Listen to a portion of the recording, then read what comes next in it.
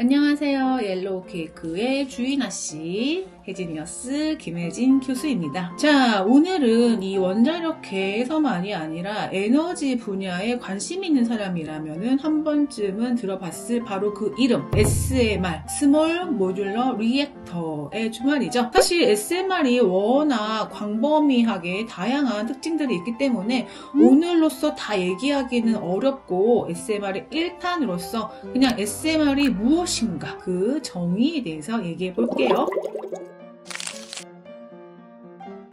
자, SMR, 소형 모듈형 원자로 주요 기기를 모듈화 해가지고 공장에서 제작을 한 다음에 현장에서 조립을 할 수 있도록 설계를 한 출력이 300MW 이하의 원자로를 지칭하죠. 여기서 참고로 초소형은 10MW 아래, 소형은 300MW 정도, 그리고 대형은 700MW 이상으로서 보통 우리나라의 원자로는 1000에서 1500MW 정도를 생산하고 있습니다. 자, 이렇게 대형 원전 대비해서 안전성, 출력 규모, 공간 활용, 다목적 활용, 경제성 등에 있어서 이점이 있기 때문에 2030년 상용화를 목표로 전 세계적으로 경쟁하면서 개발을 하고 있죠. 안정성 측면에서 운영 지시나 외부 전력 또는 추가 냉각수 공급이 없이 자동으로 냉각을 해주는 이 피동형 시스템을 채택을 하고, 단순화된 설계 및 일체형 설계로 배관 파단 사고 같은 이런 가능성이 제거가 되기 때문에 높은 안전성을 보장할 수 있죠. 또 출력 규모는 모듈 개수를 조정을 해가지고 탄력적으로 조절이 가능하기 때문에 전력량 변동에 대응을 해가지고 발전기의 출력량을 조절을 할 수 있는 이런 부하 추종 운전이라고 하는 것을 할 수가 있기 때문에 신재생 에너지의 발전과 유연하게 연계를 해가지고 운전을 할 수가 있습니다. 또한 SMR은 대형 원전과 대비해가지고 당연히 규모가 작기 때문에 절반 이하의 부지에다 건설을 할 수가 있고, 또 비상계획 구역이라고 해가지고 원전 주변에 안전을 위해서 확보해야 되는 구역이 있는데 이것도 최소화하여 기존 화력 발전 부지에도 건설이 가능하다는 장점이 있죠. 또 경제성 측면에서도 대량 생산을 통해서 제조 단가를 낮출 수가 있고, 모듈화 기법을 통해서 건설 비용을 절감할 수 있고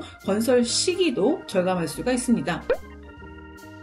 현재 개발 중인 약 70에서 80개 정도의 이 노형 중에서 절반 정도는 3세대, 나머지 절반 정도는 4세대라고 불리죠. 그리고 또한 사용하는 냉각제, 즉 물이냐 아니냐에 따라서 경수형과 비경수형으로 구분이 되고, 이러한 노형별의 기술 특성이 SMR의 설계에 적용이 됩니다. 이렇게 SMR의 세대와 유형을 조금 더 자세하게 살펴보면은, 먼저 물을 사용할 경우 우리는 경수형이라고 부르면서 3세대 원자로라고 칭합니다. 이 경우 첫 번째 가압 경수로 고압의 물을 사용을 해가지고 원자로 노심에서 열을 전달해가지고 증기를 생성한 후에 터빈을 돌리는, 바로 우리가 첫 번째 시간에 얘기를 했던 고전적인 방법으로 전기를 생산하는 것이죠. 그래서 이 경우 높은 열 출력으로 전기를 생산할 수가 있습니다. 미국의 뉴스케일 파워, 한국의 캐리어 스마트 또는 ISMR, 이런 것들이 다 경수형 SMR에 속합니다. 반면에 비동수형 경수로라고 해가지고 BWR, 이거는 PWR, 바로 얘기했던 요 가압 경수로처럼 물을 냉각제와 감속제를 사용을 하지만은 물에 압력을 가하지 않고 물을 끓여가지고 그 증기를 활용한다는 것이 다르죠. 그래서 일본과 미국의 이 G 히타치에서 이러한 SMR을 개발 중이라고 합니다. 반면에 3세대와 다른 4세대는 물을 사용하지 않고 좀 다른 새로운 냉각제를 사용한다는 특징이 있죠. 먼저 소듐 냉각 고속로라고 해서 SFR이라고 불리는 거. 이 경우에는 소듐 액체를 냉각제로 사용을 하기 때문에 감속제가 불필요합니다. 빠른 냉각이 가능하지만은 누출 시에 높은 반응성이 있어서 해결이 필요하다는 문제가 있죠. 이 경우에는 미국의 테라파워,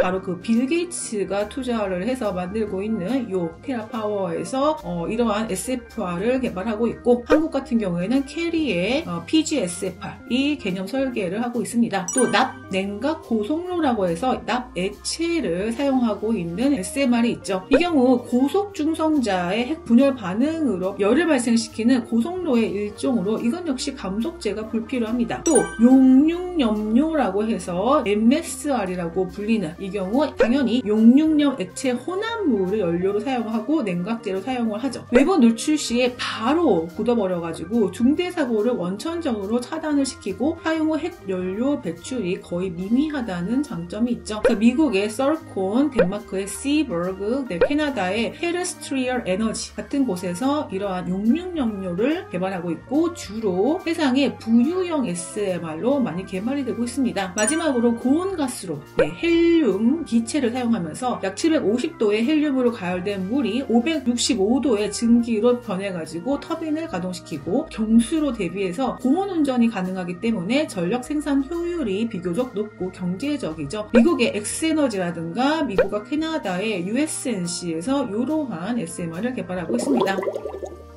자, 이렇게 SMR이 무엇이고 이렇게 다양한 종류의 SMR이 있다는 것에 대해서 얘기를 해보았습니다. 다음 시간에는 SMR의 특징이라든가 각국에서 어떻게 SMR을 개발하고 있는지 좀 더 자세한 얘기들도 해보겠습니다. 또 여러분이 궁금하신 점 있으면 많이 댓글 남겨주세요. 그럼 또 만나요.